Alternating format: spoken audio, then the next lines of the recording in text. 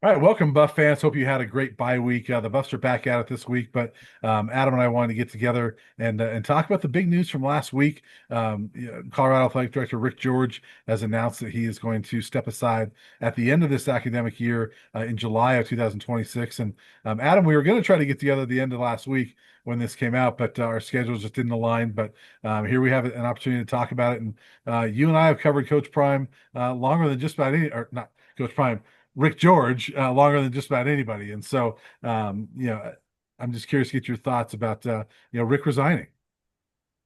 Yeah, it's one of those moments when you get the email and you read 13 years that he's been the athletic director. It's like, whoa, time has flown by here because I still remember it was Mike McIntyre's first camp in Boulder, and we're out there. They had open practices back then, and Rick George comes out, and he had gotten the job about a month earlier. He had Yeah. gotten the job, but he had driven out with a lot of his personal belongings, and the first place he rolled up to was those lower practice fields, and he comes out with a white polo on and comes right to the media. And just from that moment forward, I was really impressed with the way he handled himself as an athletic director.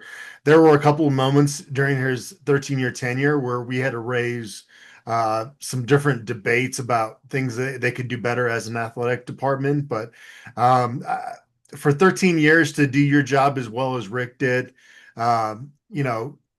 you wish that he was 10 years younger so you could get another 10 years out of him, but you also understand that he's got grandkids and he's got to move on with his life, and Yeah.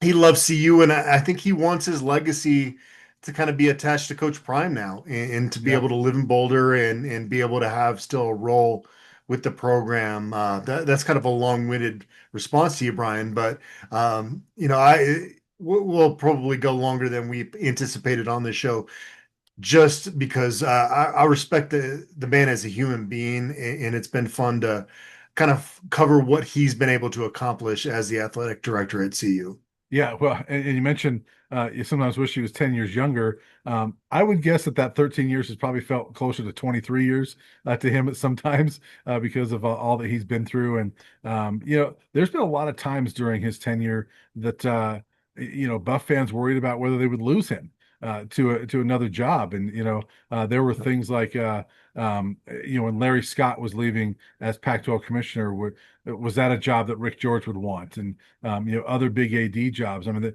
I don't know how many years ago it was, but remember when the Illinois AD job came up, and Yeah. that's his alma mater, and there was speculation about him potentially, going after that job, and don't know if he ever interviewed for that, but he shot it down fairly quickly. I don't know if he ever had much interest in it or not, but he's always loved University of Colorado. His time here goes all the way back to 1987 when he was not too long out of college.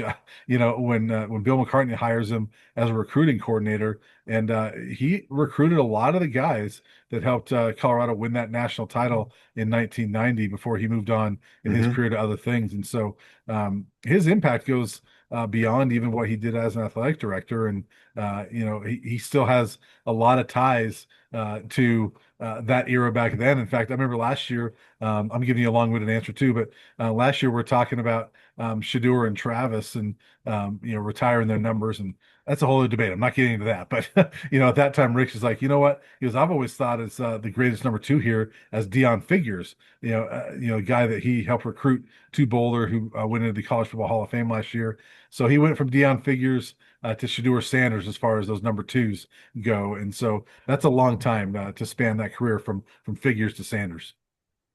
Yeah, no question. And there's some stuff on the football hiring side that have just kind of gone Mhm. against him during his tenure, which is the main detractor voice at this point, right? Yeah. That Mhm. just Colorado football has not won a lot of football games under his watch. And Mike McIntyre was hired a couple months or a month before he even got hired as the athletic director. So it's like you take this job, you basically inherit a first year head coach Yeah. that you didn't hire. And Mike McIntyre, he does enough to keep that job, wins 10 games in 2016, and then you've got to extend him. So he really, the Mel Tucker thing, I don't know, man, like who could have vetted that situation? I don't. Michigan State threw a lot of $100 million at that guy, and he was on campus Yeah, for a year at that point, and they still didn't vet it properly, yeah, right? yeah, So it's a complicated thing from the coaching side of things. I do think that they panicked a little bit given the timeline with Mel Tucker leaving Colorado and going with Carl Durrell. That would be the main criticism I would have from a hiring standpoint, because right. everything else seems like it was lined up the right way, but it was such a long tenure with McIntyre getting those first 5 years out Yeah, of his tenure. yeah, and honestly, I think Tucker was a good hire at the time, but I think even Rick would say Michigan State bailed him out. When you look at Tucker, Yeah. what he's done since then, that maybe Tucker left at a good time before he's obviously been involved in some bad stuff since then, and maybe CU got lucky in that regard. And if you're CU, would you rather go through the Durrell years or what Michigan State's going through because of Tucker? I'd probably take the Durrell years, uh, you know, um, given all the scandal and everything going on with Michigan State. So it's hard to blame Rick George for Tucker because he hired a good football coach. It's just the guy was a sleazy guy. And Durrell, you're right. I think he sort of panicked, and that was just a total not perfect storm, but whatever the word opposite of perfect is, just a storm of like the lateness of that hire, and then you hire him, and then I think it was less than a month later, COVID hits, and you can't even have a spring ball, and but they navigated 2020 quite well despite that. But it's still a rough start for Carl Durrell, and it never could really get off the ground probably the way he wanted, and he probably wasn't the right guy anyway. But it was a rough start for Carl Durrell. So, but Rick George has been able to get through that. Hire Deion Sanders, and I think the jury is still out on Deion Sanders, but you can't argue with these first 2 years. And the notoriety that came back to CU, the Heisman Trophy, the 9 wins last year. What Coach Prime has done, Rick George hit a home run. I mean, he swung for the fences, hit a home run with that. Whether it lasts long term, we'll see. Yeah, I mean, 22 says that he made a good hire here. Like, Yeah, I yeah, I, I know 3-7.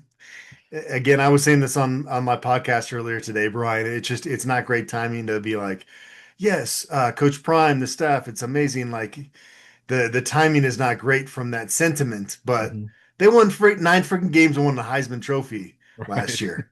You know, yeah, right, so Rick George is the reason that happened yeah, because he brought in Coach Prime, and again, another thing I said earlier today is that I don't think there's a whole lot of athletic directors that could have pulled that off.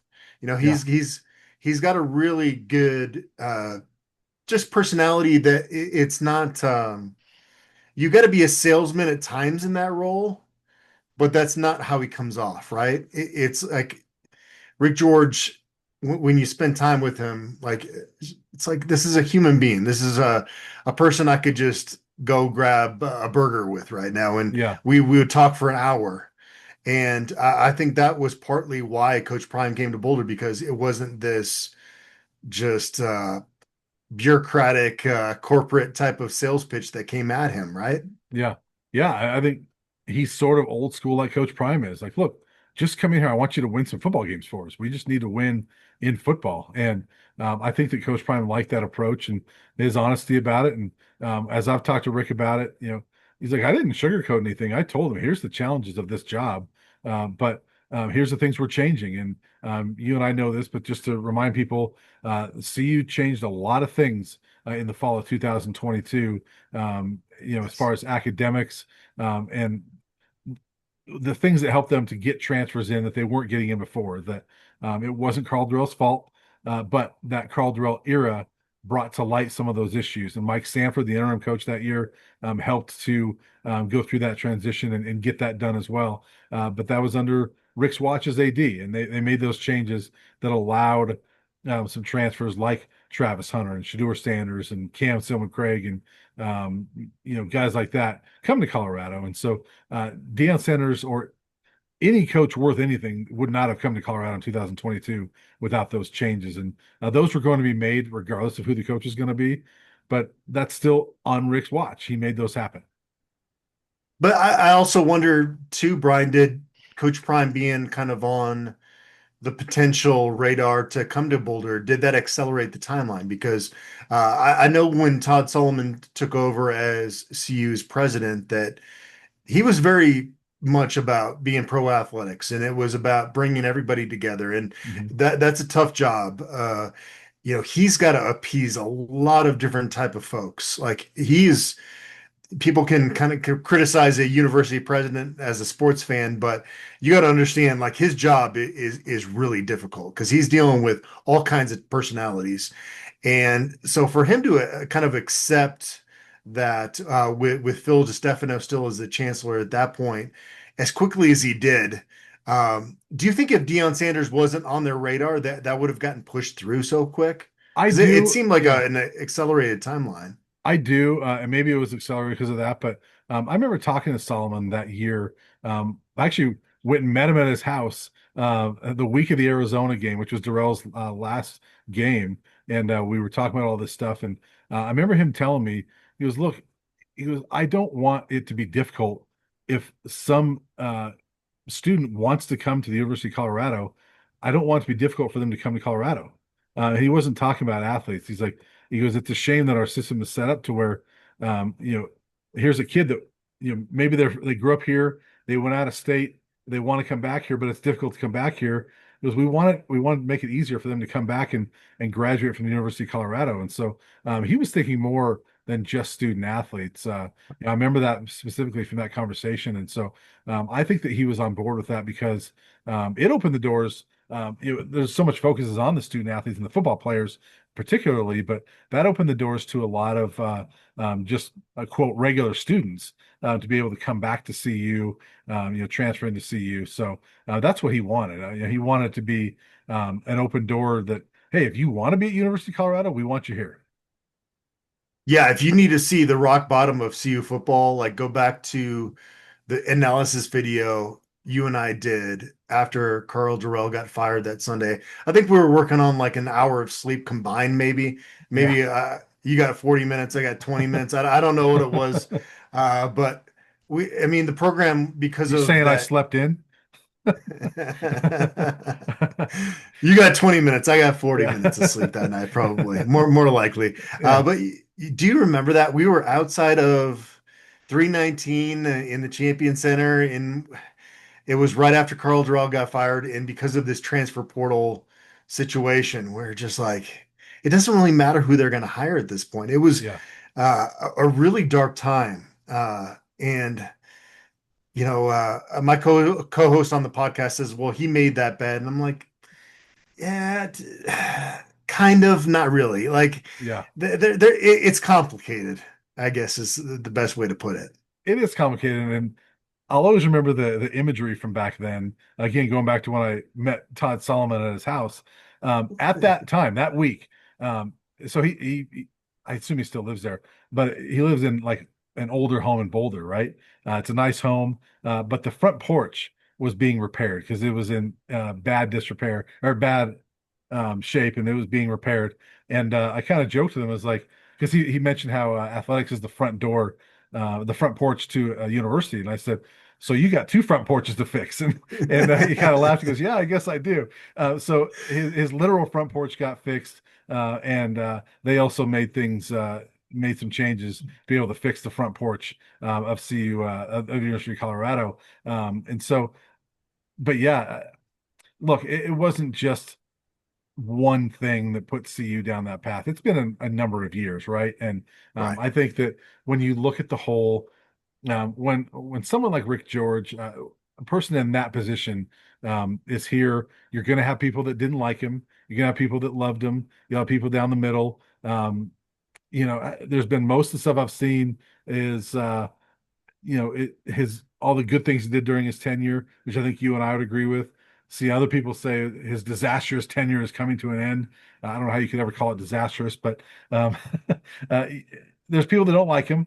But I think all in all, you look at it, it's like, man, he did a lot at the University of Colorado, and You think back to before he got here, there was no Champion Center. The indoor facility was a bubble that they would put up at some point during the season so they could go in there. They've actually got a legit indoor facility, and that place has been 10 years. It's been open 10 years now, if you can believe that. But between that and uh, the way they got through COVID and the things he's done to help student athletes as far as their mental health and the training table. I don't, what was it, 2 meals a day they would get? Now it's three. Walk-ons can now eat where they couldn't before. So he's done so many things for the student athlete and that's always been his focus. And everybody I've talked to on the women's side has said that he's been such an advocate for the women's sports as far as their equality in locker rooms and facilities, things like that, that it's been huge for them as well. So I think Rick George, all in all, I think you have to look at his tenure and applaud what he's done. Yes, there's been downs. He's admitted to that. I talked to him today, and we talked about that, and he goes, "Look, you learn from those things." I think we got better from those. But all in all, I think you have to look at it as a successful tenure.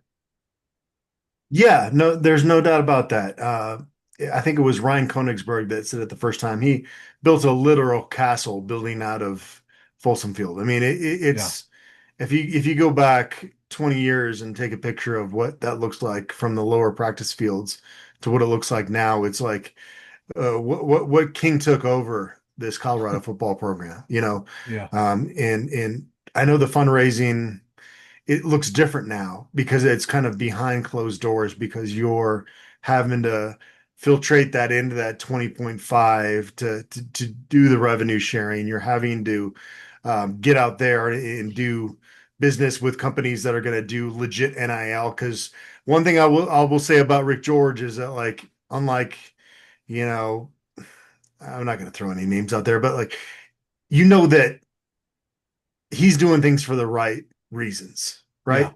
Mhm. And sometimes it's easy to cut corners, especially when it's a bottom line industry and there's that much pressure on you. And I don't feel like Rick George ever did that. And Yeah. I think he went about things the right way. And that's one of the reasons that I really respect him as a human being. Yeah, I agree with you, and the fact that he never shied away from when they would mess up. There was uh, the way they handled the Joe Tumpkin situation in 2016. They made mistakes with that, got reprimanded for it. Announced at that time we're going to change our protocols with those things and learn from it. And here we are, 8 years later. There's never been any incident anywhere close to that since then. And so, they've learned from that, gotten better from it, and all in all, I think that the CU Athletics is in a much better spot now than it was 13 years ago. And I thought it was interesting when I talked to Rick today.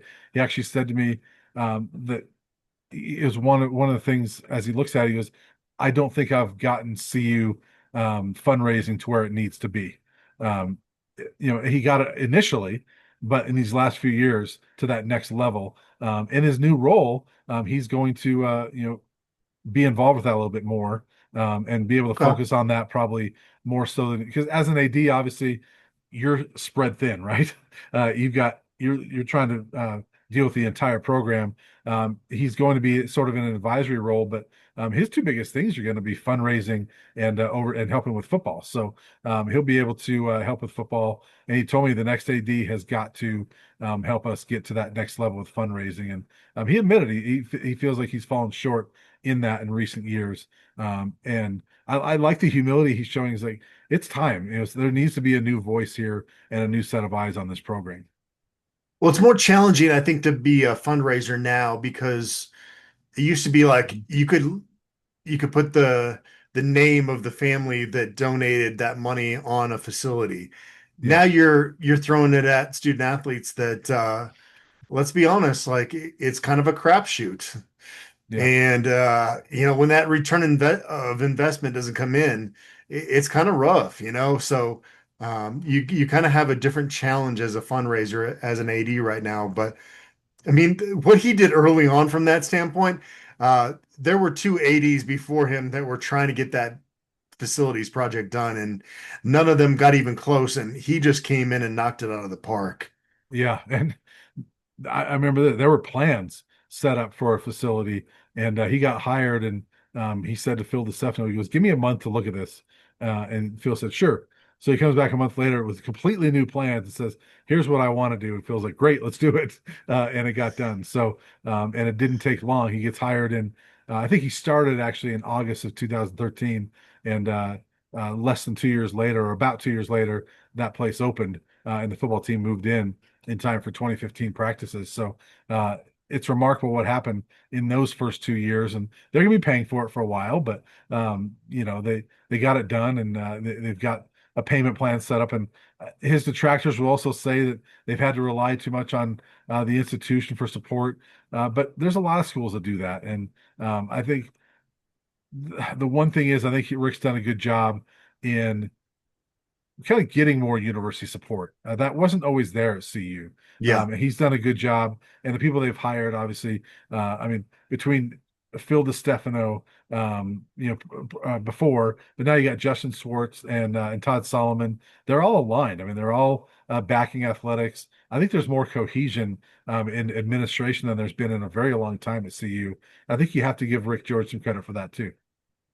There's no question about that. There were a lot of regent votes that were pretty Hmm. darn close back in the Yep. day when he took over. And yes, they were able to get some of these things through, but it was Hmm. sometimes by a very small margin. And, that just doesn't really build cohesion Yeah. throughout a university when you're having this contentiousness every time there's an athletic decision that needs to be made. And I think that was one of Rick George's strengths is that, again, he's a genuine human being. Yeah. You can talk to him and not feel like it's some sales pitch or a robot. And again, I think that's why he and Coach Prime hit it off is just Yeah.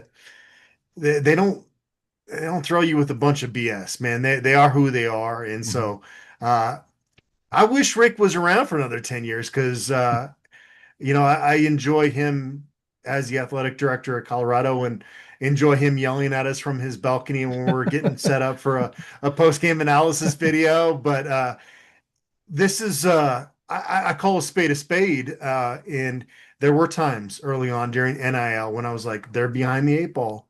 Yep. Rick, he was part of that committee that put those guidelines together, and the NCAA put it on a shelf, and I think that frustrated him. They went to more of a marketing standpoint for NIL, and it just doesn't work.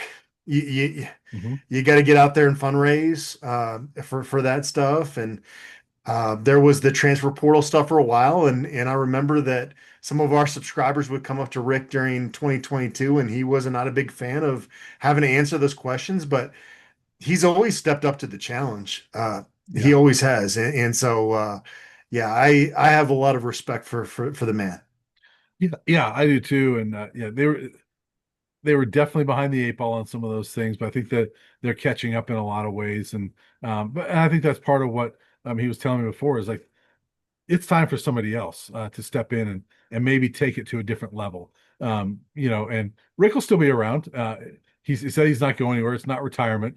He's just going to slow down a little bit, do a little bit less. He's still going to be around, and I think it's the one of the big questions. I'm sure you got it too. That you saw it was what does this mean for Coach Prime's future? And a lot of people speculating Rick's leaving because the football team is going downhill, and now Dion's going to leave. All this stuff has nothing to do with that. He's 65 and it's just time. I mean, he's ready to move on, but he's sticking with football because he wants to help Coach Prime get this going. When I talked to him today, he goes, "Look, Coach Prime's committed to this program, and he fully believes Coach Prime's going to be here at least in 2026, if not beyond that." So, I think that they're both going to be in this together going forward, and unless Rick gets blindsided, I think Coach Prime's here in 2026, and that the two of them will be, big, big voices and have plenty of hands in getting this program back going the right way. He said, as he told me today, he goes, "We got to get it back on track. Not that it's off track, but it needs to get better than what it is right now, obviously." I'm curious, Brian, your thoughts on this based on what you just said there. I'm going to throw it back to you this way. Uh, do you involve Coach Prime in the AD search at all because of what he is as a national brand and Yeah. what he means to your university. Do you involve him in that process to make sure that the next AD is in line with him, or do you just get the flat out best candidate? And then if Coach Prime doesn't work, you say we gotta work from the top down at this point. I think if you're CU, you involve Coach Prime as far as when you bring a candidate to interview, you make sure he meets with Coach Prime and ask Coach Prime his input. I don't anticipate Coach Prime is going to be on any search committee, anything like that, or part of the hiring committee. But I think you have to, right? I mean, there's no coach on the staff that's more tied to an AD than the football coach. And especially when that AD did not hire the football coach. I mean, you mentioned it earlier. Um, Mike McIntyre was hired by Mike Bone, but Mike Bone was never the AD for a time that Mike McIntyre coached, and so um, that was tough from the start for Rick George. That wasn't his football coach that he hired. This AD that comes in here, as long as Coach Prime stays, he's not going to have a football coach that he hired. They have to be aligned, I think, and so I think you have to involve them as far as that goes, and making sure throughout the process they meet and that you make sure they get along and that they feel like they're aligned. What do you think? Yeah, I that's a great way to break it down. I think that's exactly how you go about this. You've got to find synergy. That's one of the words that I would use about Yeah, what we've talked about with Rick George and what made him a good athletic director is that he brought synergy to the table and fiscal responsibility. That's another thing that's not related to Coach Prime in this part of the process, but being in the black and figuring things out with campus to make things work financially and yeah, there's so many layers to that job. hmm, And you say he's 65, and it's like, man, like dealing with NIL now and the transfer portal. I mean, it makes sense that you would want to go enjoy your granddaughters a little bit, but his yeah, replacement probably should have a good working relationship with the head coach coming in. I think, again, 3-7, some of the timing of kind of selling this football program to the next AD from a football health standpoint is not great. But again, you just got to go back a couple of years, 3 years, yeah, and it makes you appreciate what Coach Prime has done a little bit more when you do that. yeah, And I think he deserves a chance to get this offensive coordinator vacancy that's going to be coming up right. I think he deserves another chance at the transfer portal yeah, because they have hit on a lot of guys. I think that Coach Prime is the best reason for them to have optimism towards the future, and so to have an AD that could mesh with that would be great. But it can't be the be all end all. I guess it yeah. kind of along with what you said. Yeah, and by the way, I would say that no matter who the football coach was, I think if your football coach is firmly entrenched, I think that I would say the same thing that they've got to be aligned. I mean, if that coach and AD are not in alignment, then I think it's going to be tough from the start. And so I'll be interested to see, how that process goes. But if I'm Justin Schwartz, who's Rick George is saying it's his call, who's going to be the new AD. I want to make sure the candidates have dinner with Coach Prime, or at least sit down and meet with him for a little Yeah, while, and yeah. let's talk about philosophy and things like that. And Rick's going to be involved in the process a little bit as well, so they're going to get somebody that um, is hopefully good. Rick talked about this person needs to know how to run a business because that's what this is. I asked if they need, college experience, and his answer was he went to the business side of it. And so Rick pointed out he was not coming from college when he got hired.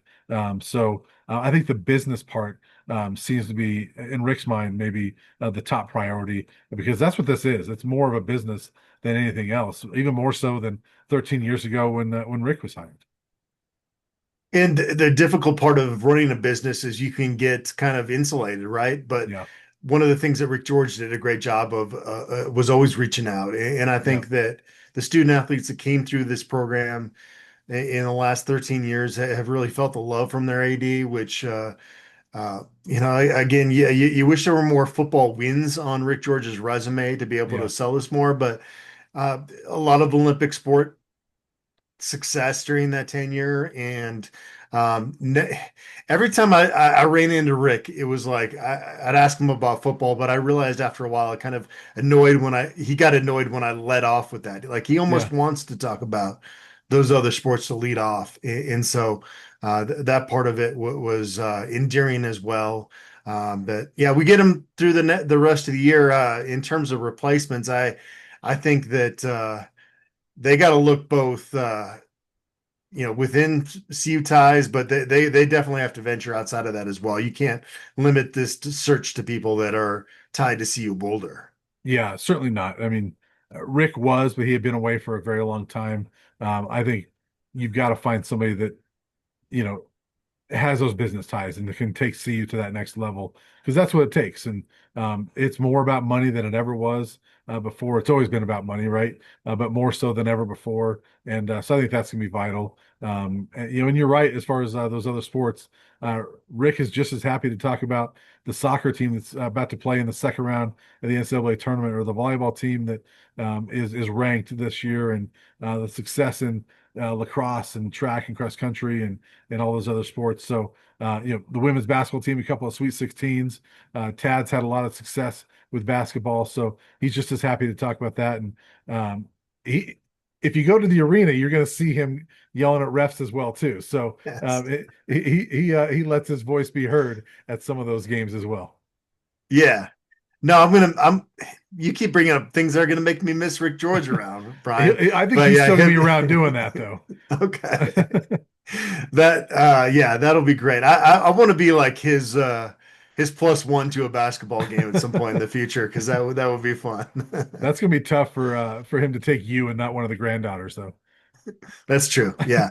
No, he's got cute granddaughters and a great family, and so yeah, no, it's been a tenure that has mostly been successful for him with, just some of these football black marks on the resume, and that's kind of what it is. I think that if you're really critical at Rick George, it's just based on the football win-loss. I don't think Yeah. you could really base anything negative with his tenure aside from that. And that's just Yeah. my opinion. Yeah, and he acknowledged that when I talked to him today. He's like, that's one thing. He goes, we've never gotten the next AD's got to help us get to that football consistency. You know, get us back to where we're going to bowls every year. And he knows that. Look, any AD is going to be tied to that football success, right? And so that's a big part of his legacy. But there's so much more to him than that. I think that was well said on your part. That if you just want to look at the football part, you'll call him a failure of an AD, right? Three bowls in 13 years is not great, but when you look at the whole thing, I don't know how you could look at it and say this is a failure of a tenure. Pretty darn good tenure, the third longest tenure ever by a CUAD, by the way. So he's been here for a long time. Yeah, in Bone, how long was he around before him? I feel like he was around It was a while, since but I don't very early remember. in my tenure. Dick Tharp was like early 2000s, then that Yeah. transition. But yeah, they haven't had a whole lot of ADs in this century. It's been two or three at this Well, point. it was less than a decade for Bone because Dick Tharp resigned because of all the recruiting scandal and everything. Like I think early in 2005 or 2004, and then Bone was let go, 2013. So it was less than a Yeah. decade for Bone, or it'll be 13 years for Rick George. So Okay.